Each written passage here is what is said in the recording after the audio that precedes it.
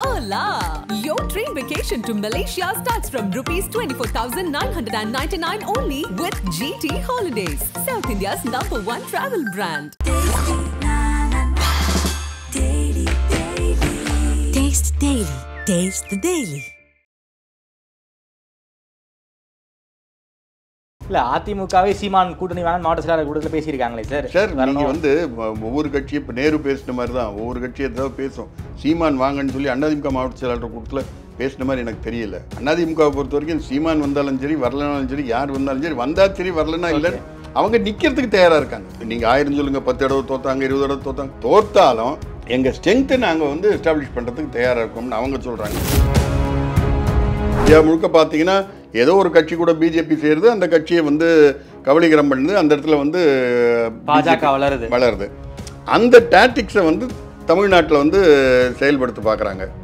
அது எடுபடாதா? தமிழ்நாட்டில் வந்து நிச்சயமாக எடுபடாது. கூட இருந்து வளரலாம், ஆனால் கூட இருந்து அழிக்க முடியாது. ஏன்னா இது வந்து தமிழ்நாடு வந்து இந்த திராவிட பாரம்பரியம்ங்கிறத விட திமுக அதிமுக ஊறி போனது. மக்களாக பார்த்து இந்த 5 வருஷம் ஆட்சியில் திமுக பேரில் வெறுப்பு இருக்கிறதா சொல்கிறாங்கல்ல, அந்த வெறுப்பு ஒருமுகப்பட்டு அதிமுக ஓட்டாக வந்ததுன்னா அதிமுக ஜெயிக்கும். இல்லை நாங்கள் பங்கு தந்தைகள், நீங்கள் அடித்த கொள்ளையில் எங்களுக்கு கமிஷன் கொடுங்கன்னு சொல்லி வாங்கிட்டு ஓட்டு போட்டாங்கன்னா திமுக கூட்டணி தான் ஜெயிக்கும். ஆதன் நேயர்களுக்கு அன்பு வணக்கம். இன்று நம்மோடு மூத்த பத்திரிகையாளர் திருமிகு சத்யாலயா ராமகிருஷ்ணன் வந்துள்ளார். வணக்கம் சார். வணக்கங்க. நல்லா இருக்கீங்களா சார்? ரொம்ப நல்லா இருக்கும். மகிழ்ச்சி சார். அதிமுகவில் எந்த பிரச்சனையும் இல்லை, எந்த சரிவும் இல்லைன்னு சொல்கிறீங்க. ஆனால் கட்சிக்குள்ளே இருக்கக்கூடிய 6 சீனியர் அமைச்சர்கள் வந்து நாம் ஒன்று சேரணுங்கிற ஒரு கோரிக்கையை வச்சுருந்தாங்க.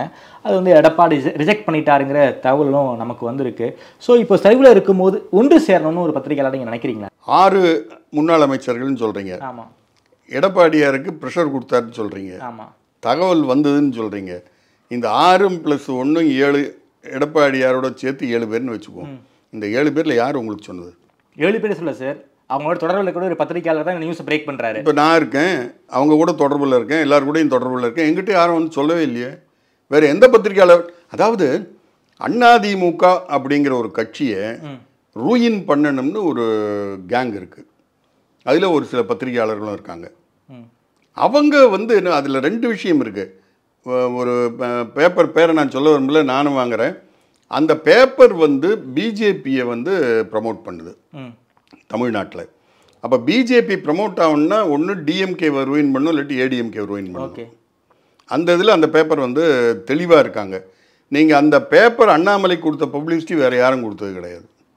அந்த காலை பேப்பர் அண்ணாமலை கொடுத்த பப்ளிசிட்டி, இப்போ கொடுத்துக்கிட்டு இருக்க பப்ளிசிட்டி வேறு யாரும் கொடுத்தது கிடையாது. ஒன்று எப்படியாவது பிஜேபியும் அதிமுகவையும் டைப் பண்ண வைக்கணும். இல்லைன்னா அதிமுகவை நீங்கள் இந்தியா முழுக்க பார்த்தீங்கன்னா ஏதோ ஒரு கட்சி கூட பிஜேபி சேருது, அந்த கட்சியை வந்து கபலீகரம் பண்ணுது, அந்த இடத்துல வந்து பாஜக வளருது. அந்த டாக்டிக்ஸை வந்து தமிழ்நாட்டில் வந்து செயல்படுத்த பார்க்குறாங்க. அது எடுபடாதா? தமிழ்நாட்டில் வந்து நிச்சயமாக எடுபடாது. கூட இருந்து வளரலாம், ஆனால் கூட இருந்து அழிக்க முடியாது. ஏன்னா இது வந்து தமிழ்நாடு வந்து இந்த திராவிட பாரம்பரியம்ங்கிறத விட திமுக அதிமுக ஊறி போனது. நீங்கள் இப்போ டிஎம்கே ஓரியன்ட் ஆளுங்க இருக்காங்கன்னு வச்சுங்க, அவங்களுக்கு அவங்க கட்சிக்காரனை பிடிக்கல, இல்லை கட்சியை பிடிக்கலன்னா அவன் எய்த்து வந்து யாருக்கும் ஓட்டு போட மாட்டான், ஓட்டு போடாமல் வீட்டில் படுத்துக்குவான். சரி. ஏடிஎம்கே அதே ரகம்தான். ஏடிஎம்கேக்கு இது வரைக்கும் தோல்விகள்னு வந்த நேரத்திலலாம் பார்த்தா என்ன, நான் வந்து இது வரைக்கும் அப்சர்வ் பண்ணதில்லை.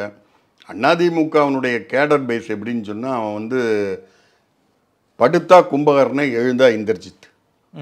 அவன் எப்பவுமே அவனுக்கு பிடிக்கலன்னா அவன் பாட்டுக்கு வீட்டில் படுத்துக்குவான், ஓட்டு போட மாட்டாங்க, ஓட்டு போடவே வரமாட்டான், யாருக்கும் போட மாட்டான். அவன் எழுந்து வந்து வேகமாக வேலை பார்த்து ஓட்டு போட்டான்னா அதிமுகவை வந்து அடிக்கிறதுக்கு ஆள் கிடையாது. இப்போ நான் சொல்கிறேன், தமிழ்நாட்டில் எத்தனையோ கட்சி, மற்றல இப்போ கேரளாவில் எடுத்தால் கம்யூனிஸ்ட்டு, காங்கிரஸு, இப்போ தான் பிஜேபி ஒரே ஒரு இடத்துல ஜெயிச்சிருக்காங்க. ஒரு இடத்துல இல்லை, பிஜேபி இப்போ தான் வரும். இப்போ கர்நாடகா எடுத்துங்க, பிஜேபி, காங்கிரஸ், தேவகவுடா, ஒரு 3 கட்சி. இப்படி இந்தியா முழுக்க எந்த ஸ்டேட் எடுத்தாலும் ஒரு 2 கட்சி 3 கட்சிக்கு மேலே கிடையாது. 120 கட்சி இருக்கிற ஒரே ஸ்டேட் வந்து அதிமுக தான். Registered party, unregistered party, recognised party, unrecognised party, 120 கட்சி இருக்குது. லெட்டர் பேடு கட்சிகள் தான் இருக்குது. இவங்கெல்லாம் எந்த அடிப்படையில், எந்த நம்பிக்கையில் வந்து இருக்காங்க? யாரா ஒரு பெரிய கட்சின்னு பார்த்தா அதிமுக, திமுக. இவங்க கூட ஒட்டா நமக்கு பொழப்பு ஓடுங்கிறது தான் இத்தனை 120 கட்சியும் இருக்குது.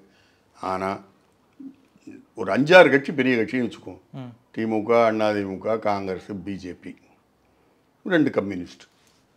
இப்போ வந்து சீமான் வந்து அவர் தனியாக வந்து ஒரு 3 எலெக்ஷனாக பண்ணிகிட்டு இருக்காரு. 234 தொகுதிக்கும் கேண்டிடேட் போடுறாரு. அப்புறம் வந்து 39 MP தொகுதி தனியாக நிற்கிறார். இப்போ புதுசாக ஒரு கட்சி லான்ச் ஆகிருக்குன்னு சொல்கிறாங்க. போகிறதா நடிகர் விஜய், தமிழக வெற்றி கழகம். ஆமாம், இந்த 5-2 7ன்னு வச்சுக்கோ. ஓகே, இந்த 7 கட்சியும் கூட்டணி இல்லாமல் தனித்தனியாக வர்ற 26 எலெக்ஷனில் நிற்கிறாங்களான்னு கேளுங்க. தனித்தனியாக நிற்க சொல்லுங்கள். இதில் வந்து இது லிட்மஸ் டெஸ்ட். ஆமாம், எல்லாருக்குமே எலெக்ஷனுங்கிறது எல்லாருக்குமே லிட்மஸ் டெஸ்ட். அப்படி இல்லை, தனியாக நிற்கிறதுங்கிறது வேற, எலெக்ஷனுங்கிறது வேற. கூட்டணி நீங்கள் 10 பேர் புலிக்கு பயந்தவெல்லாம் எம்எல்ஏ படுத்துக்கன்னு 10 பேரை சேர்த்துக்கிட்டு நீங்கள் வரீங்க. நான் பாட்டுக்கு ஒன்று தனியாகவோ இல்லை இந்த தம்பியை கூப்பிட்டு வந்தேன்னா எப்படி உங்களை எடுத்து நின்னால் ஜெயிக்க முடியும்? நீங்கள் ஓட் பேங்கை கன்சால்டேட் பண்ணுறீங்கள. அப்போ நான் வந்து ஒரு இது சொல்லுவாங்க, நிர்வாண உலகத்தில் வண்ணானுக்கு என்னடா வேலைன்னு. எல்லா நிர்வாணமும் அலையிறீங்க, நான் வந்து துணி துவைக்கிறேன்னு வந்து நின்று பண்ணுறது. இதை வந்து யதார்த்தமாக நம்ம பார்க்கணும். இப்போ திமுக வந்து இத்தனை பேர் சேர்த்து வச்சுருக்காங்கன்னு சொன்னால் அது அவங்களுடைய டேலண்ட், அவங்களுடைய திறமை. அவங்க 10 பேரை கூட வச்சுருக்காங்க. அப்போ அதுக்கேற்ற மாதிரி இருக்கணும்னு மற்றவங்க நினைக்கிறதுல தப்பு இல்லை. ஆனால் நீங்கள் அத்தனை பேரும் தனித்தனியாக நிற்கிறோம், மக்கள் யாருக்கு ஆதரவு யாருக்கு இருக்கோ அவங்க ஆட்சி அமைக்கிறோன்னு சொல்லி நிற்க சொல்லுங்கள் பார்ப்போம். இதை நான் ஒரு சேலஞ்சாகவே சொல்கிறேன். இன்றைக்கி வந்து இந்த 3-3.5 வருஷம் ஆட்சியில் நல்லது பண்ணியிருக்கோம், மக்களுக்கு நல்லது போய் சேர்ந்துருக்கு, இவ்வளவு பண்ணியிருக்கேன், இன்றைக்கி நான் அமெரிக்காவில் இவ்வளவு கையெழுத்து போட்டிருக்கேன், அடுத்து வந்து இத்தனை லட்சம் கோடி வரப்போகுது, இதுக்கு முன்னாடி நான் துபாயில் 6000 கோடிக்கு போட்டேன் வந்துடுச்சு, அதுக்கு முன்னாடி ஜப்பானில் இவ்வளோ போட்டேன், சிங்கப்பூரில் போட்டேன், எல்லாம் வந்துடுச்சு, மக்கள் சுபிட்சமாக இருக்காங்க, நான் என்னை நம்புகிறேன், மக்களுக்கு நல்லது பண்ணியிருக்கேன். வர்ற எலெக்ஷன் வந்து தமிழ்நாடு சட்டசபைக்கு இந்த 5 வருஷம் நான் பண்ண நல்லது என்னை ஆட்சிக்கு வர வைக்கும், திரும்ப என்னை உட்கார வைக்கும். எம்ஜிஆர் மாதிரியோ ஜெயலலிதா மாதிரியோ, நான் இப்போ நேரு கூட சொன்னாராமா, ஜெயலலிதாமா வந்து பெருமையாக பேசினாங்க 2016 மீண்டும் 32 வருஷம் கழித்து நான் திரும்ப ஆட்சிக்கு வந்திருக்கேன்னு. அந்த பெருமையை வந்து எங்கள் முதலமைச்சர் பேசுவார், தளபதி பேசுவாருன்னெலாம் பேசினாராமா. சந்தோஷம். ஜெயலலிதா பெருமை பேசினாங்கன்னு சொன்னால் அவங்க தனியாக நின்று ஆட்சியை பிடிச்சி பெருமை பேசினாங்க. நீங்கள் இத்தனை பண்ணியிருக்கீங்கல்ல, 5 வருஷம் நான் வந்து இவ்வளவு பண்ணியிருக்கேன், மக்கள் என்ன நம்புகிறாங்க, நான் மக்களை நம்புகிறேன், நான் திமுக தனியாக நிற்கும், தனியாக நின்று ஆட்சியை பிடிக்கும் சொல்லிட்டு எலெக்ஷனுக்கு வர சொல்லுங்கள்.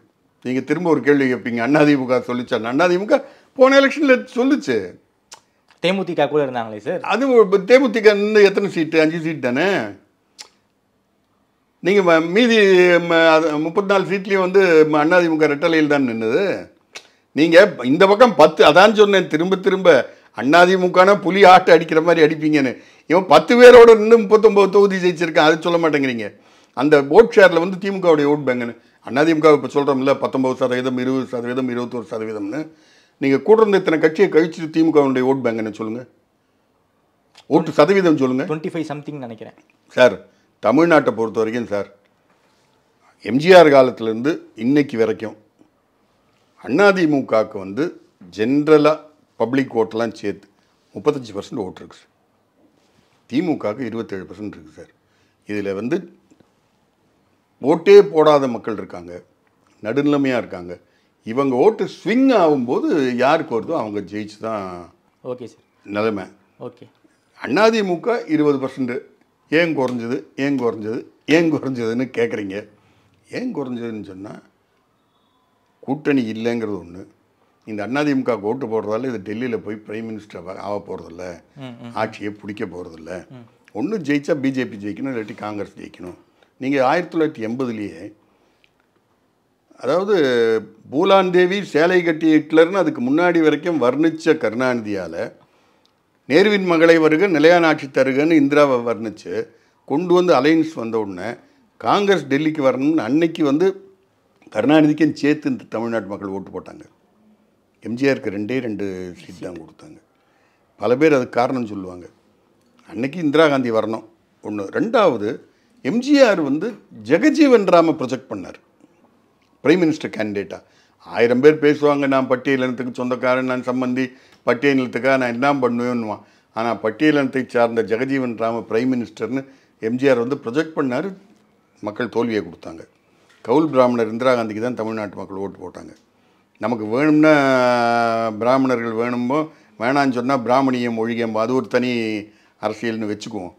என்னையை பொறுத்த வரைக்கும் 2026 தேர்தலில் தமிழ்நாட்டில் இருக்க அரசியல் கட்சிகள் எந்த கட்சியாக இருக்கட்டும், சீமான் மாதிரி அதிமுக மாதிரி தனியாக நிற்கிறதுக்கு தயார்னு சொல்கிறாங்களான்னு பாருங்கள். அதை கேட்டுட்டு அடுத்த தடவை வாங்க. யாரும் அப்படி சொல்ல மாட்டாங்க சார். ஏன் சொல்ல மாட்டாங்க? நான் என்ன சொல்கிறேன், அப்போ உனக்கு வந்து முதுகெலும்பு இல்லை, நீ 2 கால் இல்லாத முண்டி, உனக்கு சுற்றி வந்து 8 கால் இருந்தால் உன்னால் நிற்க முடியும். இல்லை, அதிமுகவே சீமான் கூட்டணி வேணும் மாவட்ட செயலாளர் கூட்டத்தில் பேசியிருக்காங்களே சார். சார் நீங்கள் வந்து ஒவ்வொரு கட்சியும் இப்போ நேரு பேசின மாதிரி தான் ஒவ்வொரு கட்சியை ஏதாவது பேசும். சீமான் வாங்கன்னு சொல்லி அதிமுக மாவட்ட செயலாளர் கூட்டத்தில் பேசின மாதிரி எனக்கு தெரியல. அதிமுகவை பொறுத்த வரைக்கும் சீமான் வந்தாலும் சரி வரலனாலும் சரி, யார் வந்தாலும் சரி, வந்தால் சரி வரலன்னா இல்லைன்னு அவங்க நிற்கிறதுக்கு தயாராக இருக்காங்க. ஆமாம், அதிமுகவை பொறுத்த வரைக்கும் நாங்கள் நீங்கள் 1000 சொல்லுங்கள், 10 தடவை தோத்தாங்க, 20 தடவை தோத்தாங்க, தோத்தாலும் எங்கள் ஸ்ட்ரென்த்தை நாங்கள் வந்து எஸ்டாப்ளிஷ் பண்ணுறதுக்கு தயாராக இருக்கோம்னு அவங்க சொல்கிறாங்க. பட் மற்றவங்க சொல்கிறாங்களா?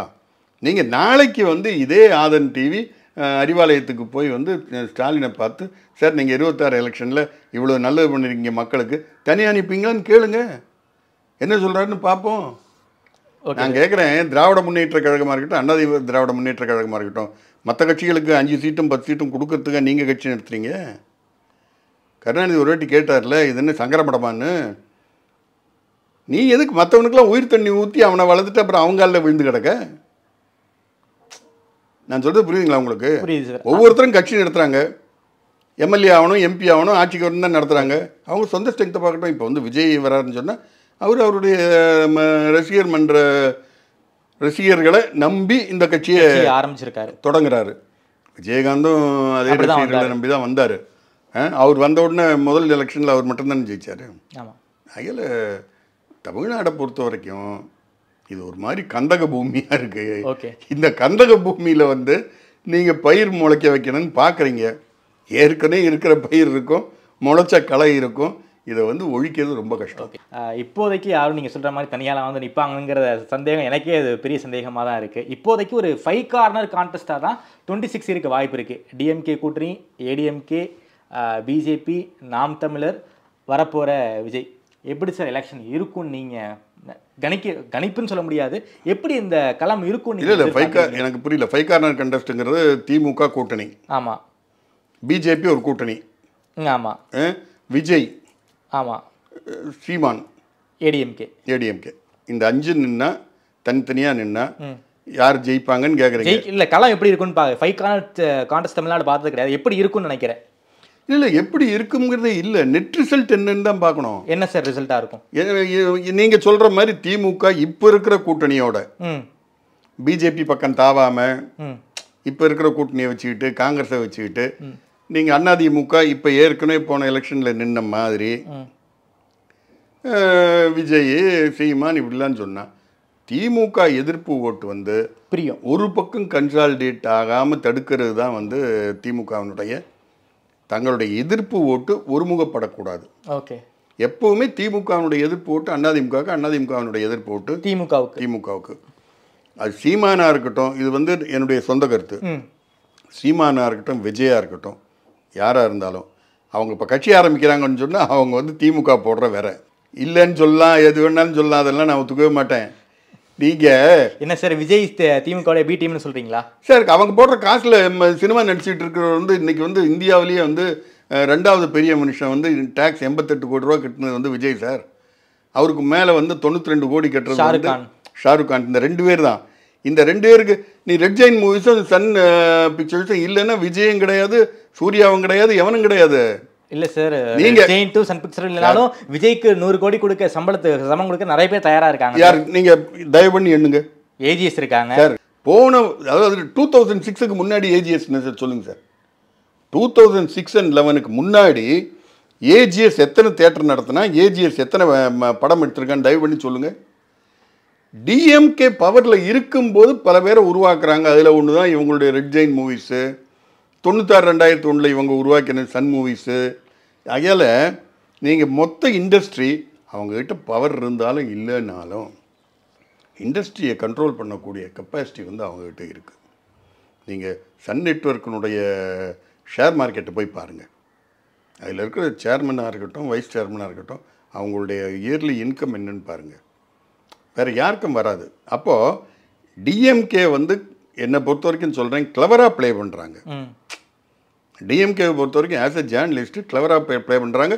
கருணாநிதியை விட ஸ்டாலின் ரொம்ப கிளவராக ப்ளே பண்ணுறாப்புல. கருணாநிதியை விட ஸ்டாலின் டேஞ்சரான ஆள்னு நான் சொல்ல மாட்டேன். நீங்கள் சொல்லி கொடுத்தாலும் மண்டையில் ஏற்றிக்கிட்டு செயல்படுத்துவார், தம்பி சொல்லி கொடுத்தாலும் செயல்படுத்துவார், நான் சொல்லி கொடுத்தாலும் செயல்படுத்துவார்.